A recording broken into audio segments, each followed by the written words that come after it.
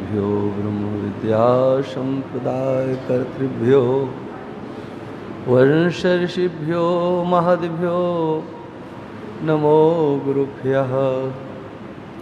सर्वोपप्लवरहितः प्रज्ञानघनः प्रत्यगर्थो ब्रह्मैवाहमस्मि ब्रह्मैवाहमस्मि।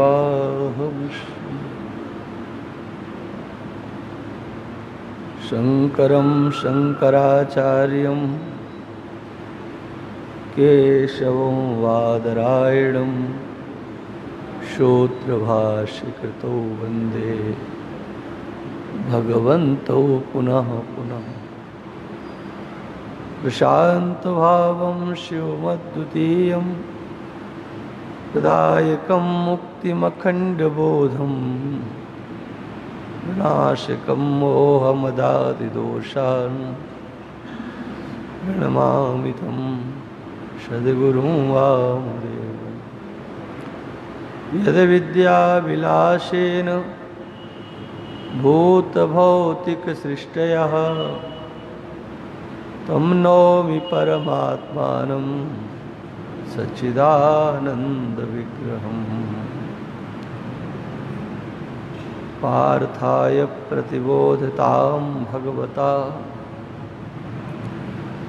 नारायणेन स्वयं व्यासेन ग्रथितां पुराणमुनिना मध्ये महाभारतम् अद्वैतामृतवर्षिणीं भगवती अष्टादशाध्यायिनी मम्बत्वामनुसन्दधामि भगवद्गीते भवद्वेषिणी। प्रपन्नपारिजाताय स्तोत्रवेत्रैकपाणये ज्ञानमुद्राय कृष्णाय गीतामृतदुहे नमः गीतामृतदुहे नमः। श्रीमन्नारायण नारायण नारायण श्रीमन्नारायण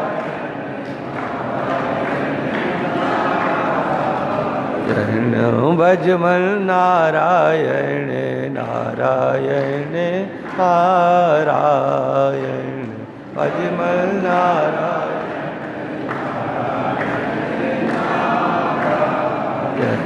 श्रीमन्नारायण नारायण नारायण श्रीमन्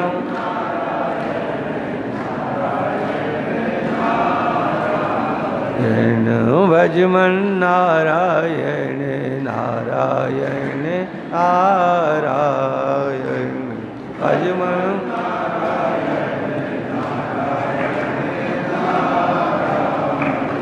बोलिए सच्चिदानंद भगवान की, श्री सद्गुरुदेव भगवान की जय। सत्य सनातन धर्म की नमः। पार्वती पते हर हर महादेव।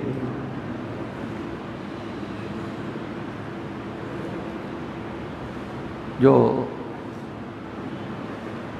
यहाँ पर विषय चल रहा है, आप सब संत वृंद भक्त वृंद मातृशक्ति जिसे अनेक दिनों से श्रवण कर रहे हैं, वह यद्यपि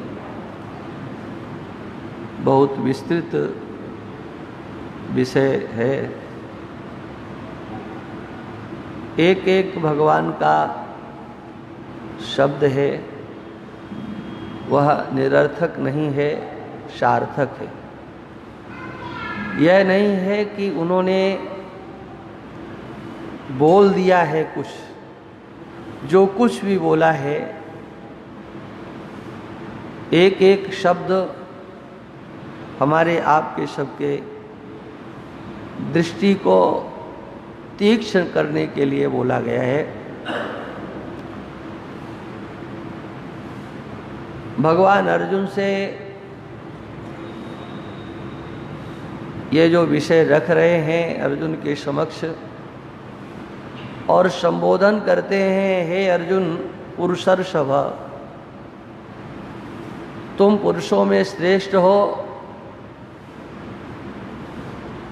जो पुरुष इस स्थिति को प्राप्त कर लेता है, जिसकी दृष्टि में सुख और दुख सम हो जाते हैं,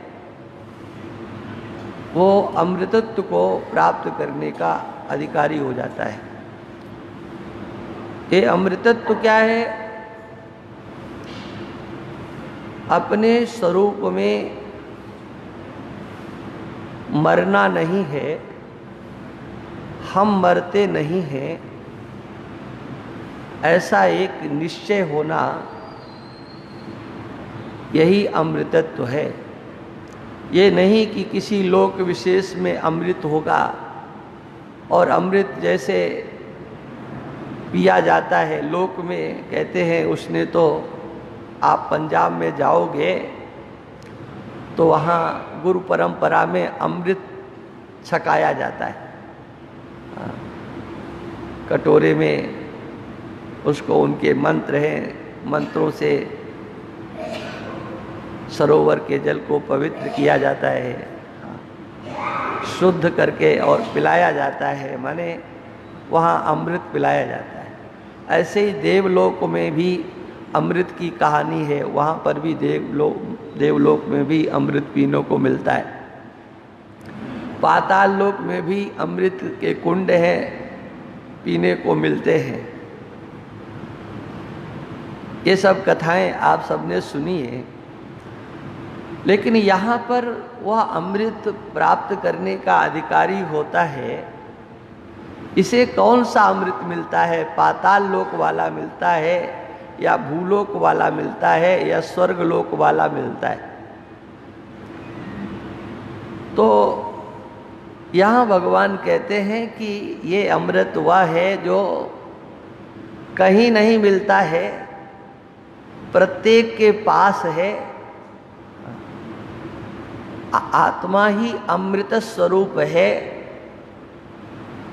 उसके विज्ञान के बिना, उसकी जानकारी हुए बिना हम अमृत की तलाश में आहार निश भटकते रहते हैं।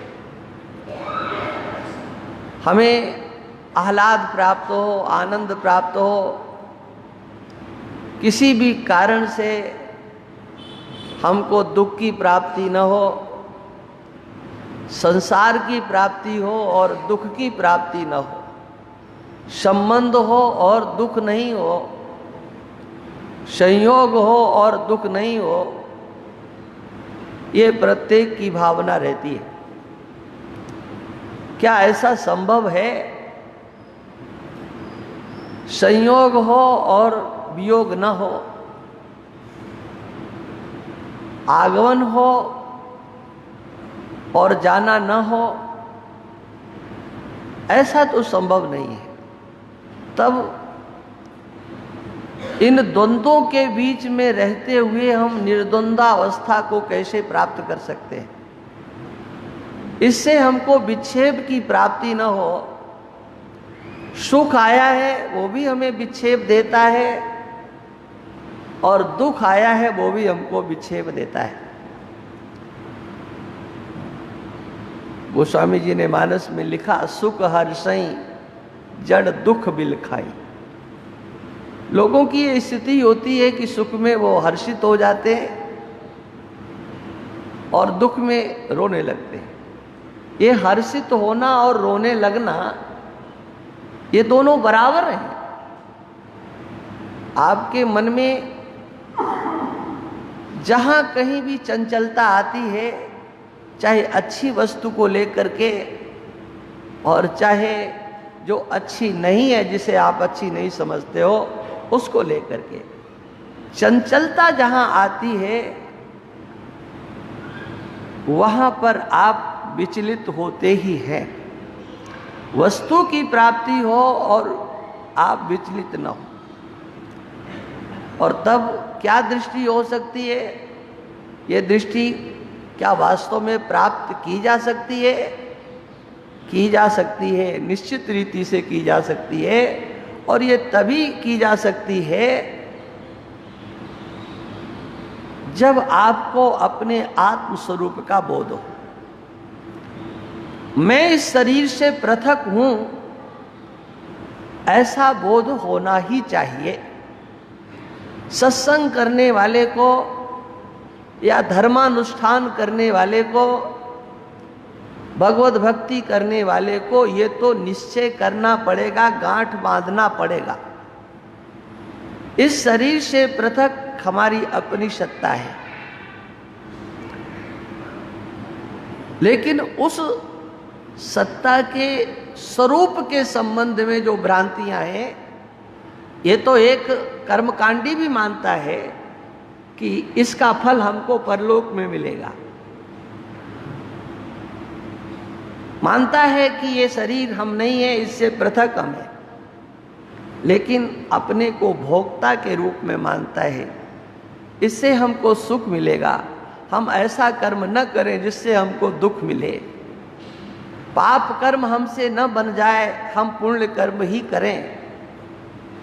ये तो एक कर्म योगी भी इस बात को अच्छी तरह समझता है कि पुण्य कर्म करने से सुख होता है और पाप कर्म करने से दुख होता है।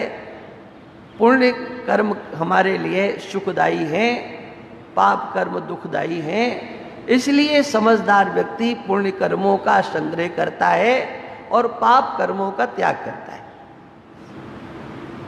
और वह ये समझता है कि हम पाप करेंगे तो हमको दुख मिलेगा।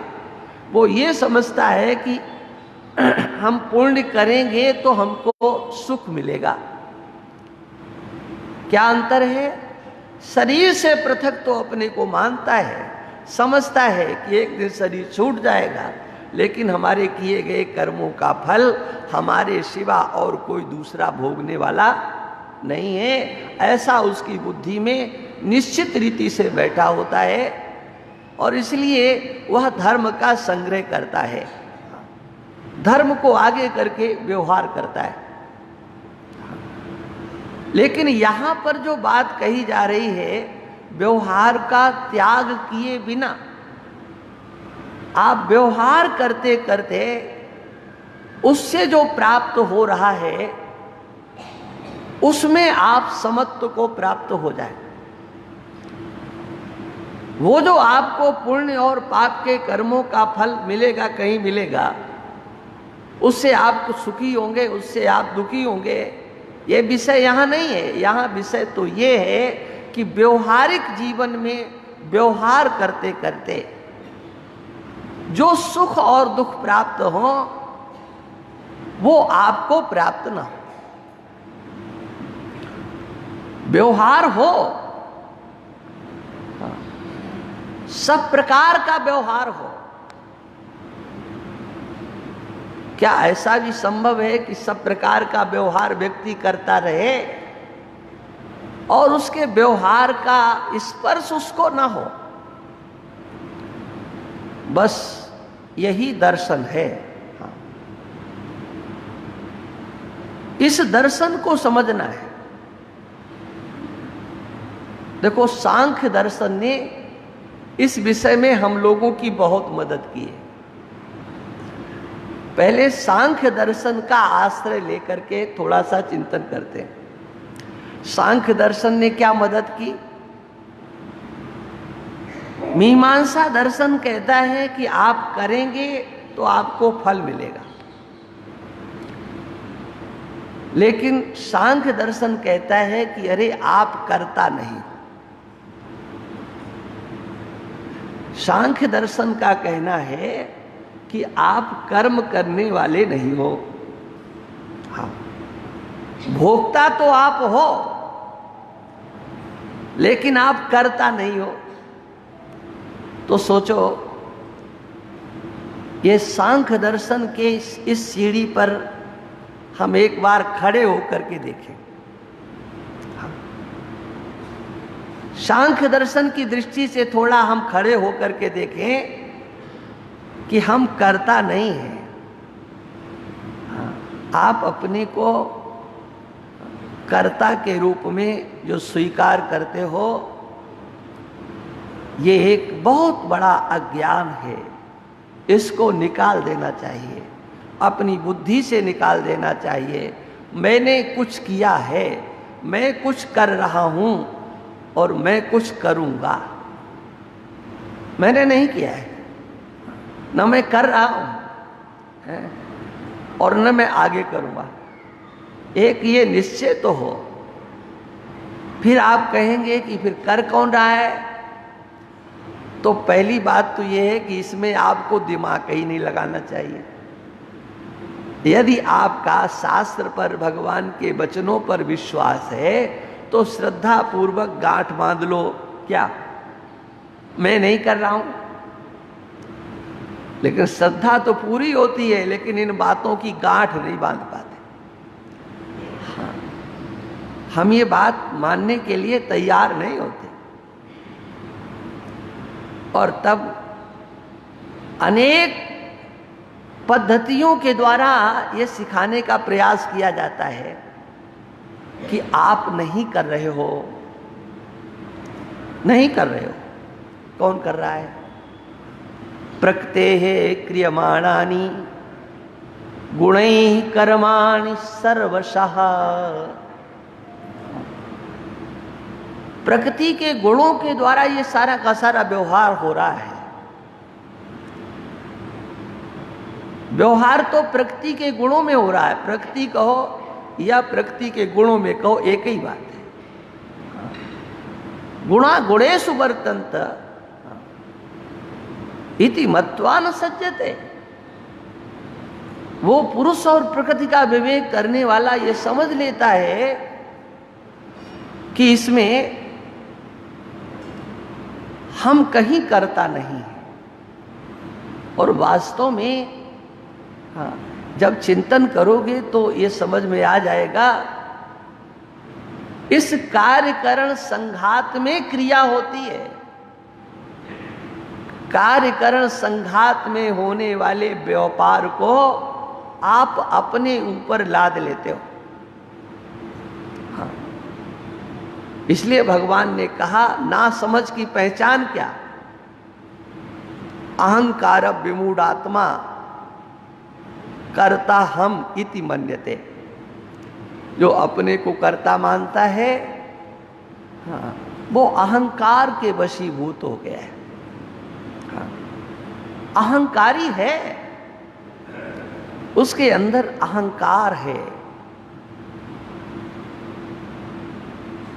जो अपने आप को कर्ता बता रहा है, वास्तव में आत्मा में कर्तृत्व नहीं है। आप करने वाले नहीं हो।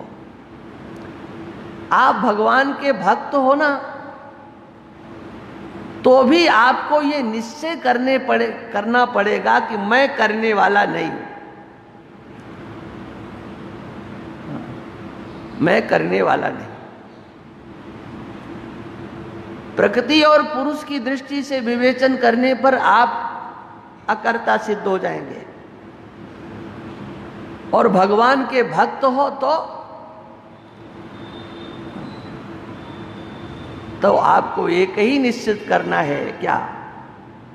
भगवान तो सबके हृदय में विराजमान है। वो जैसा जिससे करवाना चाहते हैं सो करा रहे हैं। ईश्वरा सर्वभूतानां हृदय से अर्जुन तिष्ठति। सबके हृदय में वो बैठा है और सबको घुमा रहा है। उमा दारू जो सित की नाई, सबही नचावत राम गुसाई। भगवान शंकर कहते हैं सबको नचा रहे हैं। कैसे? जैसे कठपुतली को नचाया जाता है, वैसे सब कठपुतली की तरह से नाच रहे हैं। सोचो, आप अगर कठपुतली की तरह से बन जाओ तो कितना भारी आनंद आ जाए। कठपुतली नाचती है या कठपुतली को नचाया जाता है? नचाया जाता है ना। लेकिन हम लोग कठपुतली नहीं। हाँ, इस बात का बड़ा लोगों को नशा होता है। हम किसी के हाथ की कठपुतली नहीं है। हम किसी के हाथ की कठपुतली नहीं बन सकते। हाँ, तुम ईश्वर के हाथ की भी नहीं बनना चाहते हो ना। अरे दुनिया के लोगों के हाथ की कठपुतली मत बनो। हाँ, देखो कठपुतली तो लोग बने रहते हैं, लेकिन अहंकार क्या होता है कि हम किसी के हाथ की कठपुतली नहीं है।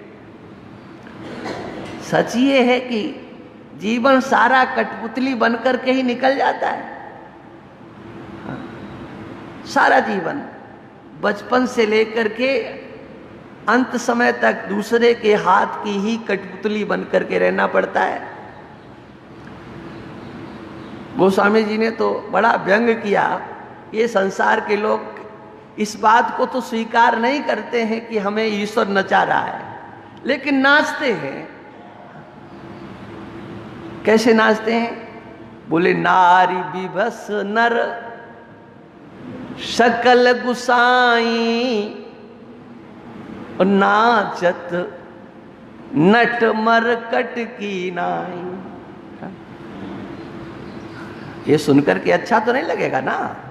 ये तो बिल्कुल तौहीनी वाली बात हो गई। हाँ, कि हम स्त्री के इशारे पर नाचते हैं, स्त्रियों के कहने से चलते हैं। हाँ, लेकिन गोस्वामी जी कहते हैं कि नारी विवश नर सकल नाचही नट मरकट की नाई। देखो, एक कठपुतली होकर के नचना है और एक बंदर बनकर के नचना है। नचना तो पड़ेगा। और अंतर आप समझ लीजिए कि आप कठपुतली बनकर के नाचना चाहते हो कि बंदर बनकर के नाचना चाहते हो। भगवान के हाथ की कठपुतली अगर नहीं बनोगे तो बंदर बनकर के नाचना पड़ेगा। कठपुतली बनकर के अगर नाच लिए तो बंदर नहीं बनना पड़ेगा। आप लोगों के लिए ऐसी बात नहीं बोल सकता हूं, ये तो गोस्वामी जी ने कहा है, वो मैं कह रहा हूं। नाचना तो पड़ेगा, निश्चित नाचना पड़ेगा। चाहे भगवान के हाथ से नाच लो और चाहे संसार के हाथ से नाच लो। हाँ, लेकिन अहंकार रहता है कि हम किसी की नहीं मानते। किसी की नहीं मानते हो तुम, तो तुम कितने बड़े निर्भिमानी हो इससे पता लग जाएगा, है ना। ये कहने वाले की जबान पर जो आता है हम किसी की नहीं मानते हैं, तो इससे उसके निर्भिमानता का ही तो परिचय होगा। हाँ, कि देखो ये कितना बड़ा निर्भिमानी है, किसी को कुछ समझते ही नहीं। मतलब क्या है? आप अपने को क्या समझते हो? आप हो क्या? आपके हाथ में है क्या? और देखो, ये भी नहीं समझ में आता है तो एक बात भगवान ने 18वें अध्याय में कही है, अधिष्ठानम तथा कर्ता करणम च पृथक विधम विविधाश्च पृथक चेष्टा दैवम चैवात्र पंचमम। शरीर वांग मनोभिर्यत कर्म प्रारभते नरः न्यायम वा विपरीतम वा पंचैते तस्य हेतवः। आप जो भी कर्म करते हो इसमें 5 हेतु होते हैं। तुम अकेले कुछ नहीं करते हो।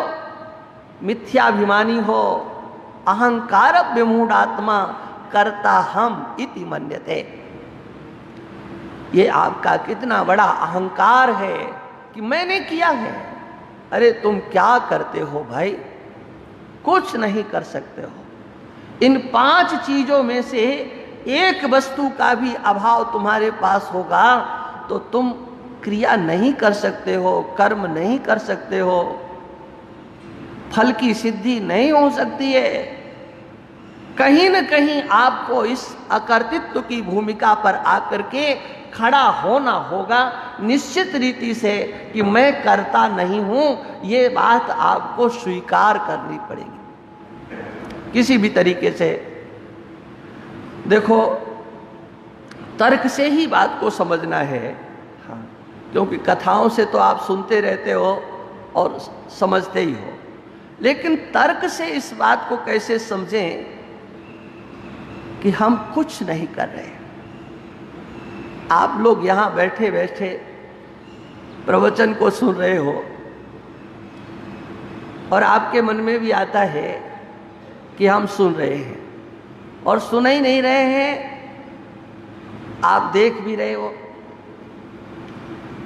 हाँ, सुन भी रहे हो और देख भी रहे हो। प्रवचन हो रहा है, कोई करने वाला है, वो कर रहा है, मैं देख रहा हूं, मैं सुन रहा हूं।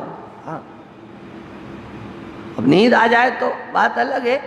हाँ, तो दोनों ही गायब हो जाते हैं, श्रोतापना और दृष्टापना भी। हाँ, लेकिन ये जब तक आप जागते रहते हो तब तक आपको ये रहता है सत्संग भवन में कि हम दृष्टा भी बने बैठे हैं और श्रोता भी बने बैठे हैं। देखो, एक छोटी सी बात है, आपके शरीर में श्वास का आवागमन हो रहा है कि नहीं? सबको पता है कि हमारी सांस चल रही है। अच्छा, चल रही है कि चला रहे हो? चला नहीं रहे हो? विचार कर लो, अभी पक्की बात। हाँ, अच्छी तरह से सोच लो, ये सत्संग है, कोई लिखत पढ़त की बात नहीं है। हाँ, कि आप ले रहे हो कि ये सांस चल रही है ना? पक्की बात ये हो गई कि सांस चल रही है ना? अच्छा, ये सांस नहीं चले तो बताओ तुम क्या करोगे? देखोगे कि सुनोगे, चलोगे कि बैठोगे कि उठोगे? अच्छा, सांस तुम चला नहीं रहे हो तो तुम्हारे घर वाले चला रहे हैं? कौन चला रहा है ये तो निश्चित करो। इस श्वास का संचालन कौन कर रहा है? कहां से ये श्वास चल रही है? और श्वास नहीं चले तो क्या वो चलना माना जाएगा? जब श्वास नहीं चलती है और शरीर में क्रिया होती है तो क्या कोई उसको जिंदा मानता है? हाँ, क्रिया को देख करके उसकी जीवित संज्ञा नहीं होती है। मुर्दा है, 3 दिन रखा रहने दो, क्रिया होने लगेगी, फूल जाएगा, ये होगा वो होगा, तो आप कहोगे ये फूल कैसे रहा है? हाँ, इसमें तो प्राण है। लेकिन आप वहां पर प्राण नहीं मानते हो, क्योंकि आप प्राणों की गति को देख करके ही जीवन संज्ञा देते हो, ये जीवित है। और प्राण नहीं चले, ये श्वास का आवागमन नहीं हो तो कौन सा व्यवहार सिद्ध होगा? और ये प्राणों का संचरण, प्राणों का संचालन आपके द्वारा नहीं हो रहा है, ये आप कह चुके हो। नहीं कि अभी भी संशोधन करोगे कुछ? हाँ, ये प्राणों का संचलन आपके द्वारा नहीं हो रहा है, आपके परिवार के द्वारा नहीं हो रहा है, नेताजी के द्वारा नहीं हो रहा है, हाँ, राष्ट्रपति और प्रधानमंत्री के द्वारा नहीं हो रहा है, किसी के द्वारा नहीं हो रहा है, लेकिन इसका संचालन हो रहा है। इन प्राणों का संचालन करने वाला कोई है। हाँ, प्राणों का भी कोई ईश्वर है और उसी को प्राणेश्वर कहा जाता है, जो प्राणों का स्वामी है। उस प्राणों के स्वामी को आपने कभी देखने की चेष्टा की? वो कहां है जो इस प्राणों का संचालन करने वाला है? प्राणों के संचलित होने पर आपके अंग प्रत्यंग, कर्मेंद्रियां, ज्ञानेंद्रियां, अंतःकरण, ये सब काम करने लगते हैं और इससे कार्य होता है। एक छोटी सी बात है, प्राणों का चलाना भी तुम्हारे हाथ में नहीं है, तो देखना इसका अभिमान बताओ कितना सच्चा है, सुनना इसका अभिमान कितना सच्चा है, क्रिया करना इसका अभिमान कितना सच्चा है।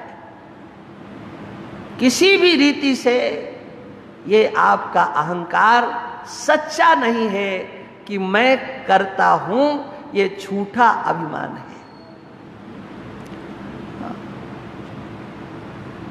ये एक प्रकार का मोह है। शरीर की होने वाली क्रियाओं को आप अपने द्वारा संचालित देख रहे हो, और संचालित ही नहीं, उनके साथ एकीभूत होकर के अपने को कर्ता मान रहे हो। ये सबसे बड़ा मोह है। ये आपका अज्ञान, ये आपका अभिमान कर्ता बनाए हुए हैं, जबकि आप कर्ता नहीं हो। तो है कौन, कहां से संचालित हो रहा है? तो ध्रुव जी महाराज कहते हैं, योऽन्तः प्रविश्य मम वाचमिमां प्रसुप्तां संजीवयत्यखिल शक्तिधरा सुधाम्ना अन्यास्य हस्त्रचरण श्रवणत्वगादि प्राणान् नमो भगवते पुरुषाय तुभ्यम। आप उन पुरुष को मैं प्रणाम कर रहा हूं। देखो, भगवान नारायण चतुर्भुज स्वरूप से गरुड़ पर बैठ करके और गए ध्रुव जी के पास और उनको दर्शन दिए। लेकिन जब ध्रुव ने स्तुति करना प्रारंभ किया तो क्या कहा? भगवान के उस चतुर्भुज स्वरूप का शंख चक्र गदा पद्म ये लिए हुए ऐसे भगवान के साक्षात स्वरूप को उन्होंने देखा, लेकिन उनकी दृष्टि बाहर वाले भगवान से हट करके और अंदर वाले भगवान पर चली गई। एक दृष्टि है, हम बाहर के भगवान को देखें, मंदिर में देखें या ध्यान करके देखें या साधना करके उनका साक्षात्कार कर लें, करना चाहिए। लेकिन उन बाहर वाले भगवान को बाहर ही मत रखना वाला। ये ध्रुव जी महाराज भक्तों के लिए एक दृष्टि दे रहे हैं कि भगवान बाहर दिख सकते हैं, लेकिन ये बाहर दिखने वाले करते कुछ नहीं है। हाँ, जब तक ये बाहर दिखने वाले भगवान तुम्हारे अंदर नहीं दिखते हैं, तब तक ये बाहर का दिखना कोई कीमत नहीं रखता है। ये ध्यान रखना चाहिए। और ध्रुव जी महाराज बाहर वाले भगवान को प्रणाम तो करते हैं, लेकिन अंदर वाले भगवान को प्रणाम विशेष करके कहते हैं, भगवान आप बाहर हो, लेकिन जब तक आप अंदर नहीं आते हो तब तक कोई क्रिया नहीं होती है। ये शरीर तो निश्चेष्ट है, ये तो जड़ है, जड़ता तो सर्वत्र व्याप्त है। ये पंचीकृत पंच महाभूतों का बना हुआ स्थूल शरीर ये जड़ है। अपंचीकृत पंच महाभूतों का बना हुआ ये सूक्ष्म शरीर ये जड़ है। एक कारण शरीर में जड़ता है। तीनों शरीर तो जड़ है, इनमें चैतन्यता कहां से आती है? तो कहा इनमें चैतन्यता तभी आती है जब आप इनके अंदर उपलब्ध हो जाते हो, आप इनमें प्रवेश करते हो।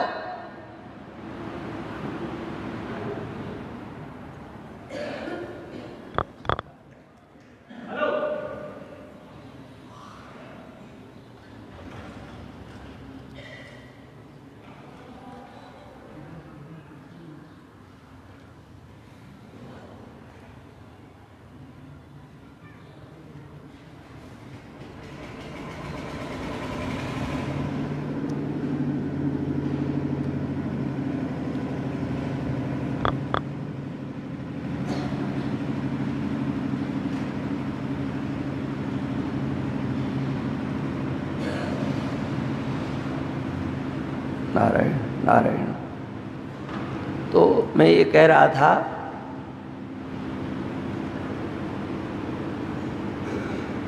ध्रुव जी भगवान की स्तुति करते हैं। इस शरीर में जहां कहीं क्रिया हो रही है, इससे जो कुछ व्यवहार हो रहा है, उसके मूल में आप बैठे हो। उपनिषदों में आता है तत्सृष्ट्वा, इस शरीरों की रचना की, लेकिन रचना करने के बाद भगवान ने देखा रचना तो बहुत अच्छी हो गई है, लेकिन इसमें कुछ हो तो नहीं रहा है। तो तत्सृष्ट्वा तदेवानुप्राविशत्, वही उसमें प्रवेश कर गए। अपनी सृष्टि की रचना की, शरीरों की रचना करने वाले वही, और इसको सक्रिय बनाने के लिए उसमें प्रविष्ट हो गए। कौन प्रविष्ट हुआ? वही परमात्मा जिसने सृष्टि बनाई, और वो प्रविष्ट हो गया। और जब वो प्रविष्ट हुआ तब क्या हुआ? सब कुछ अपने आप ये करण व्यवहार करने लगे। हाँ। वाणी से कोई बोल रहा है, आप सुन रहे हो, तो ऐसा लगता है कि हाँ ये वक्ता है और मैं श्रोता हूं। सच ये है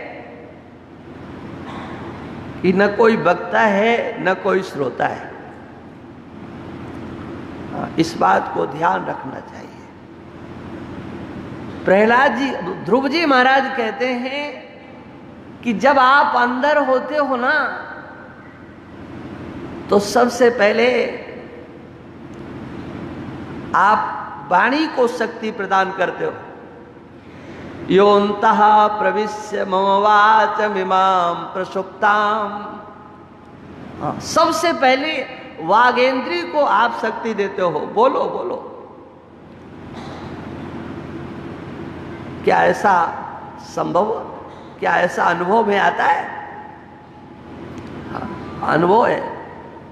आप सबको, विशेष करके माताओं को, बालक का जब प्रादुर्भाव होता है, जन्म होता है, तो उस समय अगर बच्चा रोता नहीं है ना, उसके रुदन की आवाज मुख से नहीं निकले, तो उसे रुलाने का हमने सुना है, मुझे अनुभव तो नहीं है, सुना है कि उसको प्रयास किया जाता है।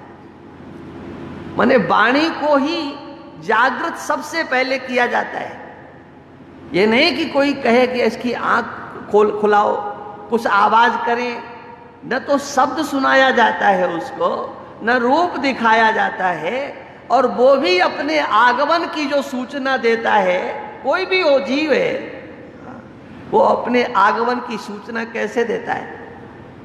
शरीर से नहीं देता है, ध्यान रखना।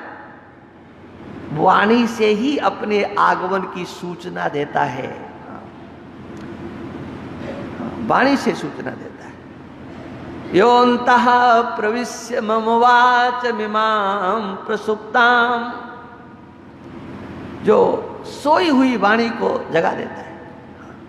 9 महीने तक वाणी तो थी, लेकिन वहां बोल नहीं पाए। वाणी वहां सुप्त थी, लेकिन बाहर आकर के उसी वाणी को जागृत कर दिया गया। वो जागृत करने वाला कौन है? और एक वाणी ही नहीं, इसको उपलक्षण समझ लीजिए।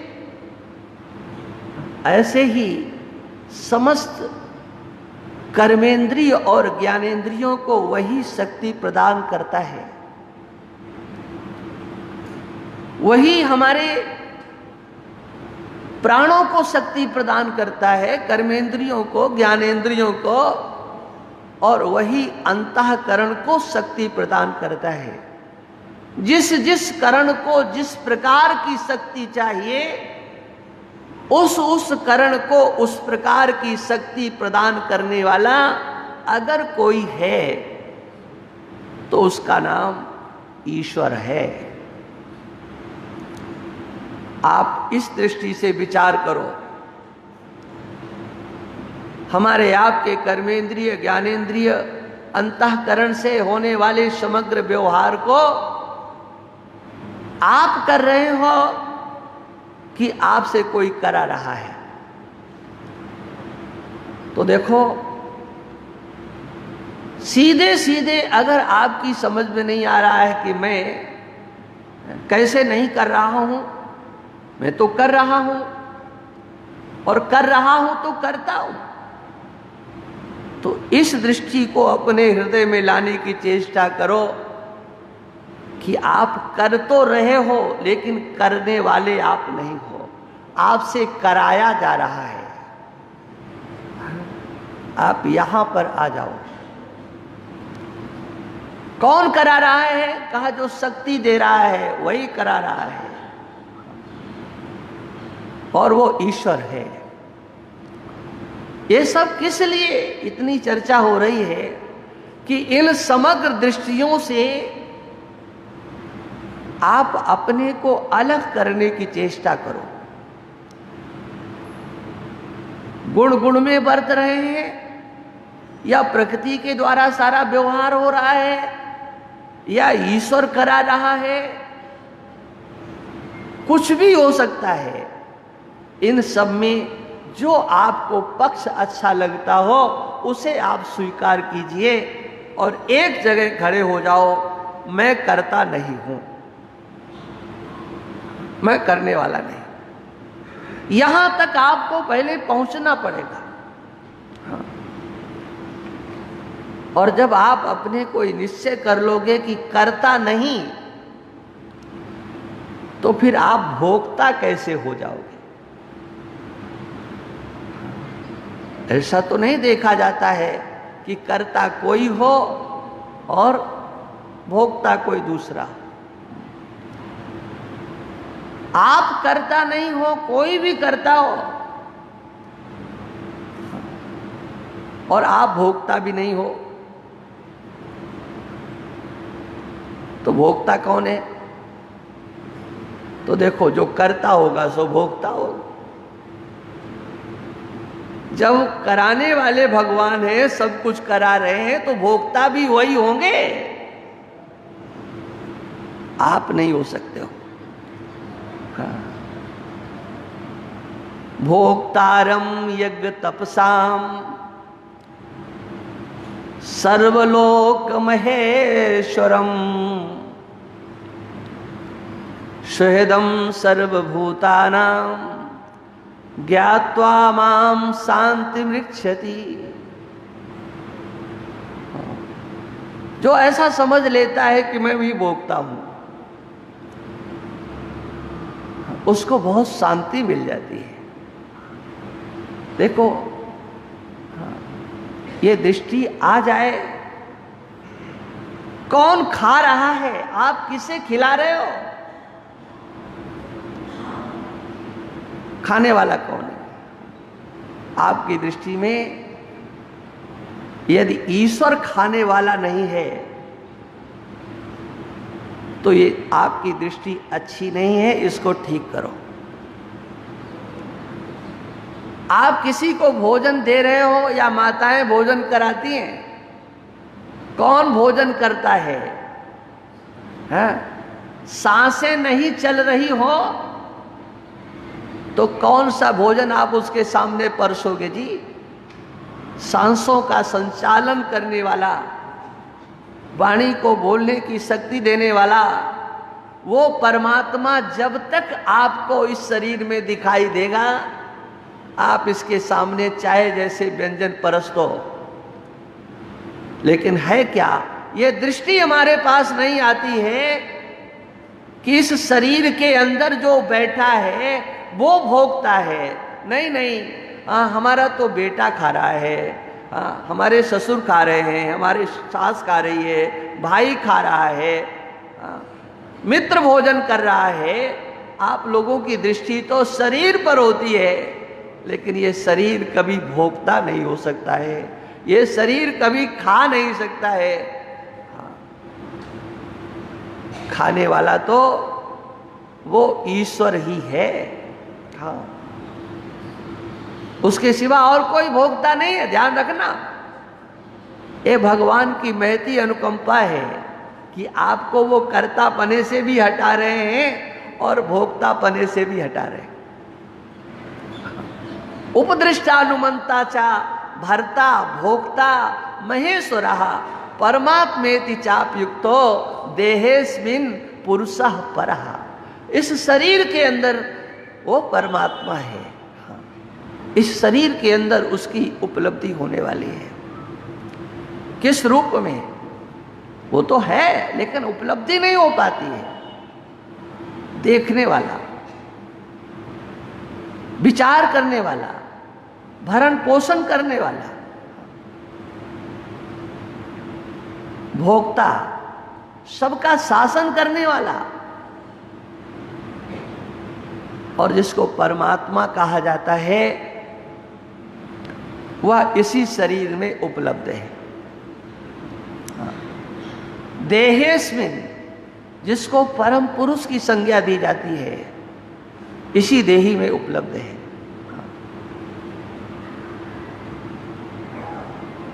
इस बात को जो भी समझ लेता है, समझना क्या है, जो भी इस बात को समझ लेता है कि वह किसी लोक में है, वैकुंठ में है, साकेत में है, गोलोक में है, क्षीर सागर में है, कैलाश पर्वत पर है, पाताल लोक में है वहां लोकों का वर्णन है। लेकिन केवल वही नहीं है, ये ध्यान रखना। ये सनातन धर्म का जो ईश्वर है वो भगवान है, एक जगह कहीं अटक के नहीं रहता है कि उसको तुमने वहां बैठाल दिया है तो अब वो वहां से हिलेगा, नहीं नहीं। वो वहां रहता हुआ भी वहां रहता है जहां तुम रहते हो। जहां तुम हो वहां पर वो है। जहां पर ये पांच भौतिक शरीर है, जहां आकृति है, वहां उसकी उपलब्धि है। जहां आकृति नहीं है वहां पर भी वो है, और जहां उसकी आकृति है वहां पर भी है। तो अंतर क्या होता है? अंतर इतना है कि जहां आकृति नहीं होती वहां होता है, तो उससे कोई व्यवहार नहीं सधता है,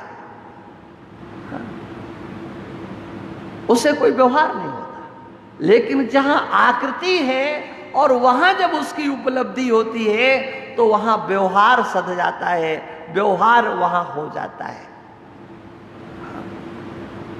वो समग्र जो व्यवहार आपके द्वारा, हमारे द्वारा जो कुछ किया जा रहा है, उस व्यवहार को करने वाला वह है, उसके द्वारा हो रहा है। जो इस प्रकार से इस स्थिति को समझ लेता है और फिर वो जब व्यवहार करता है तो फिर उसे पुनर्जन्म की प्राप्ति नहीं होती है। सर्वथा वर्तमानोपि न स भूयो भी जायते। कितनी ये श्रेष्ठ पद्धति है कि हम व्यवहार करें और व्यवहार हमको स्पर्श नहीं करे। व्यवहार तो हो लेकिन व्यवहार हमको छुए नहीं। ये क्या है? इसी को कहते हैं जीवन मुक्ति। व्यवहार करते करते मुक्त होना है, आंखें खोल करके व्यवहार करना है। हाँ, ये दर्शन है, ये भगवत गीता का वो दर्शन है जिस पर आप थोड़ा सा चिंतन करो। आंखों से देख रहे हैं लेकिन निश्चय क्या करना है, हमने नहीं देखा है। कानों से सुन रहे हैं लेकिन हमने नहीं सुना है। हाथ से लिया दिया है लेकिन हमने नहीं लिया दिया है। आप अपने को सब प्रकार का व्यवहार करते हुए भी सब प्रकार के व्यवहार से अपने को अलग कर सकते हो, और ये दर्शन आपको प्राप्त है। जब तक इसका अनुभव नहीं होता है तब तक आपकी संज्ञा जीव है, लेकिन जिस दिन इस दर्शन का अनुभव हो जाएगा उस दिन आपकी संज्ञा पुरुष हो जाएगी। ध्यान रखना, उस दिन आप पुरुष हो जाओगे, चाहे वो माताएं हो और चाहे इधर के लोग भक्त लोग हो। तब तक संज्ञा जीव है आपकी, जब तक आप अपने को कर्ता और भोक्ता के रूप में स्वीकार कर रहे हो।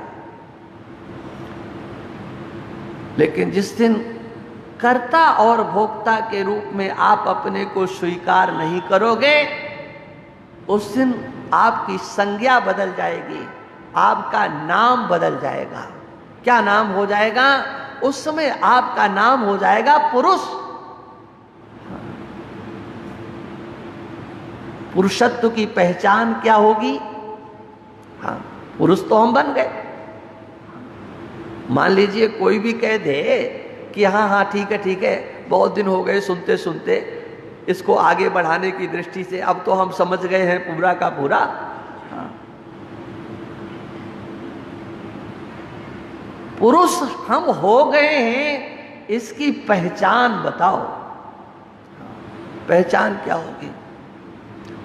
तो भगवान कहते हैं कि तुम्हारे अंदर धृति का प्रादुर्भाव होगा। धृति प्रतिष्ठित होगी, एक निश्चयात्मिका प्रज्ञा होगी, व्यवसायात्मिका बुद्धि रेके हकुरनंदना। भगवान कहते हैं वो एक निश्चयात्मिका बुद्धि का प्रादुर्भाव होगा। और उस निश्चयात्मिका बुद्धि के अंदर क्या क्या होगा जानते हो?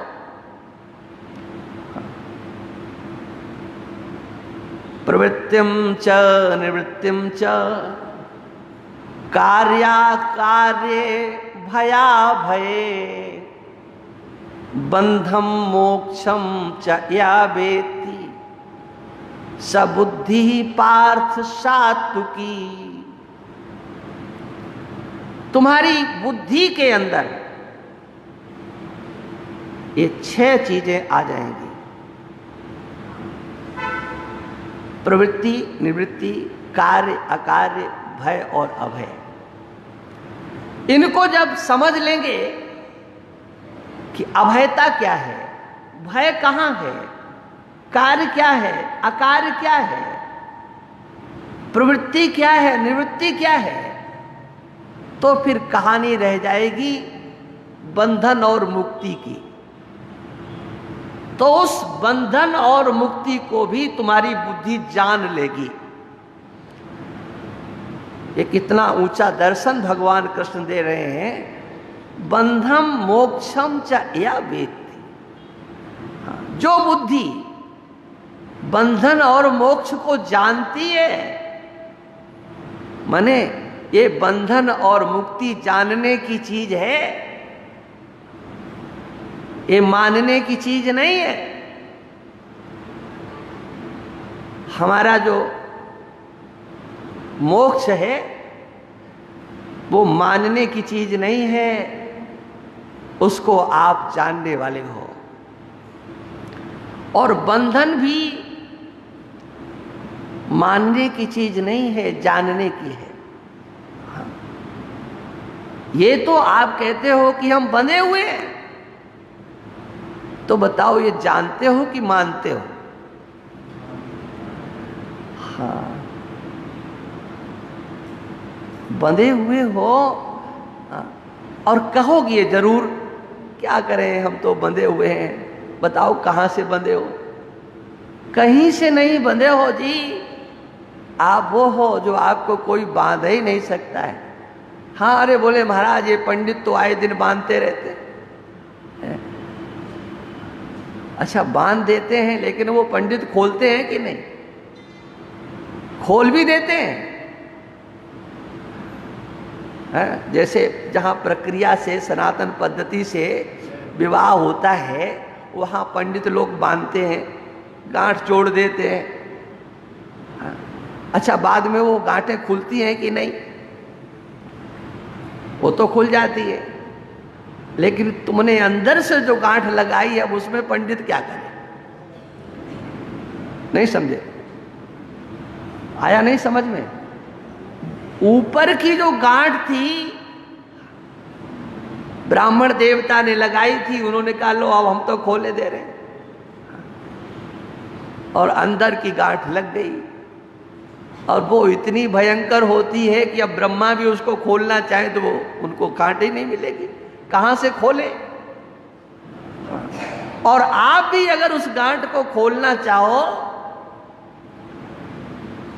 तो नहीं खोल पाओगे, गांठ तो पड़ी है, लेकिन खोल नहीं सकते हो। ये गारंटी की बात है। क्यों? गोस्वामी जी कहते हैं कि छूटे तो तब जब पहले दिखे, ग्रंथ छूट किम परे न देखी।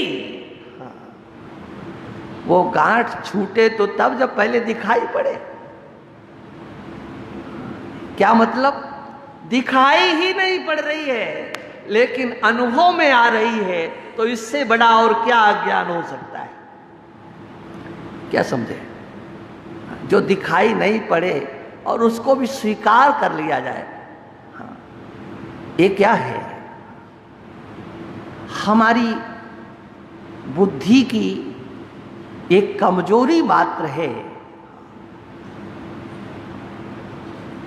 और उस कमजोरी को अगर आप मिटाना चाहो तो मिटा सकते हो, दूर कर सकते हो। और ये आपके द्वारा चिंतन करने पर, बार बार चिंतन करने पर, हाँ, ये फिर गांठ आपको दिखाई पड़ेगी।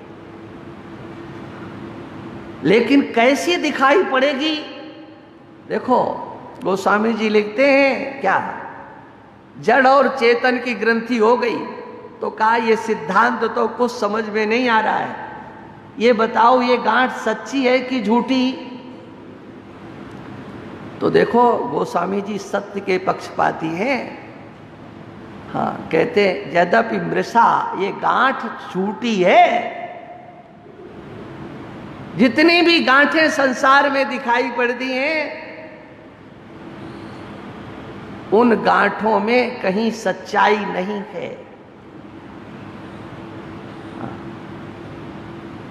गांठ सच्ची नहीं है, वो तो झूठी है।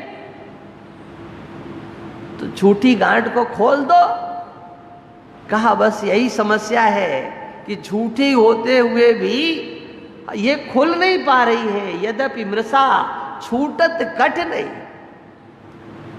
अब सोचो, ये गांठ जब झूठी है तब तो छोड़ने में तकलीफ हो रही है, और अगर यही गांठ कहीं सच्ची होती तो क्या होता है? रोज सुनते हैं कि ये सपना है, ये झूठा है, लेकिन इससे हम 1 इंच दूर नहीं हो पाते हैं। और अगर कहीं ये सपना नहीं होता, ये जागृत होता और सच्चा होता, तो बताओ क्या होता है? समझना है क्या?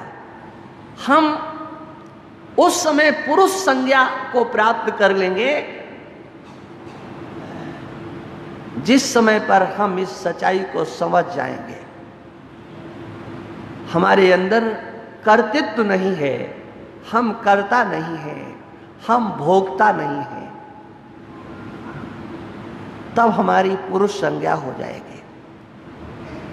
और उस समय जो भी कर्तृत्व और भोक्तृत्व हमारे हमको दिखाई पड़ता है, वो हमारे पास नहीं है, हमारे अंदर नहीं है, ये हमें स्पर्श नहीं कर रहा है। और उसके द्वारा जो प्राप्त हो रहा है, उसकी आपके पास कोई कीमत नहीं होगी। जो कर्ता होता है वो भोक्ता होता है, और जो भोक्ता होता है उसकी दो प्रकार की स्थितियां होती हैं। वो कभी सुखी होता है और कभी दुखी होता है। लेकिन जब कर्तृत्व और भोक्तृत्व की गांठ खुल जाती है तो प्रकृति के द्वारा जो कुछ भी प्राप्त हो रहा है, प्रकृते क्रियमाणानि गुणै कर्माणि सर्वशः, जो कुछ भी हो रहा है वो प्रकृति के द्वारा हो रहा है। प्रकृति के द्वारा जो कुछ भी सामने आता है वो दृश्य होकर के आता है।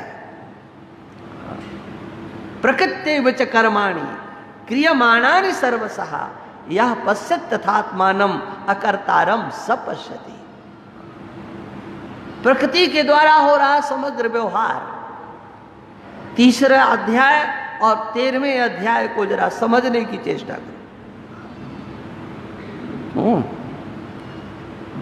कि प्रकृति का व्यवहार हम अपने ऊपर आरोपित करते हैं और यही हमारी नासमझी है। और इसके कारण जो कुछ भी हमें प्राप्त होता है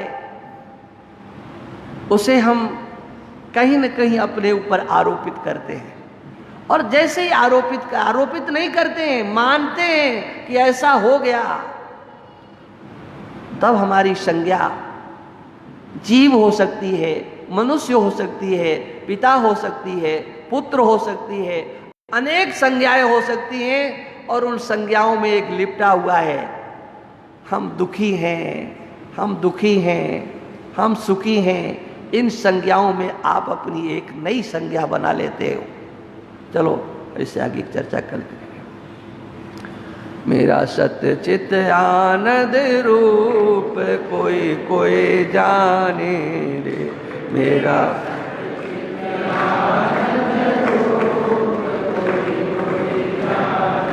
रे, मेरा सत्य चित आनंद रूप कोई कोई जाने रे, मेरा सत्य चित आनंद रूप कोई कोई जाने। सकल जगत का मैं हूँ सृष्टा,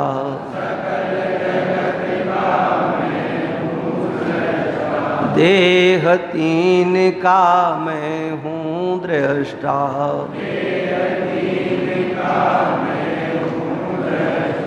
मैं हूँ साक्षी स्वरूप कोई कोई जाने रे, मैं हूँ साक्षी स्वरूप कोई कोई जाने। मेरा सत्य चित आनंद रूप कोई कोई जाने रे, मेरा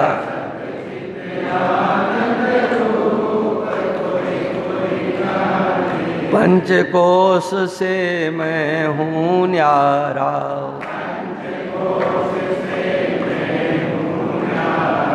तीन अवस्था जानन हारा,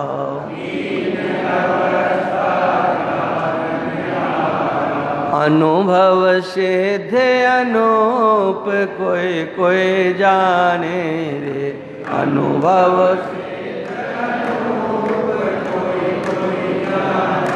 रे, मेरा सत्य चित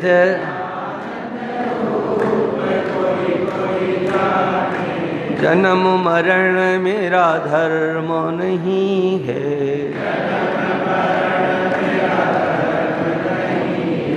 पाप पुण्य मेरा कर्म नहीं है,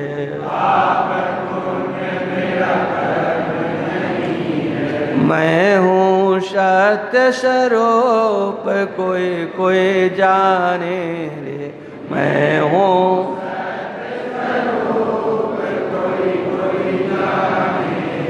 मेरा सत्य चित आनंद। सूर्य चंद्र में तेज है मेरा,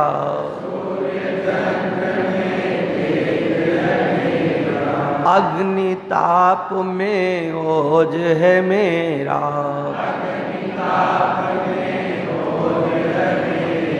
मैं हूँ ज्योति स्वरूप कोई कोई जाने, मैं हूँ ज्योति स्वरूप कोई मेरा सत चित आनंद तीन लोक का मैं हूँ स्वामी।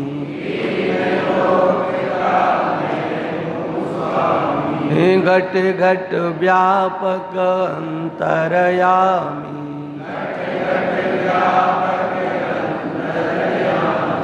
जो माला में शोत कोई कोई जाने, जो माला में शोत कोई कोई जाने। मेरा सत चित आनंद राजेश्वर निज रूप पहचानो।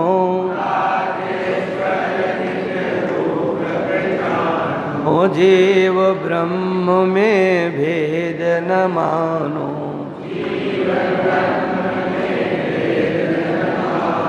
ओ मैं हूँ ब्रह्म स्वरूप कोई कोई जाने रे। मैं हूँ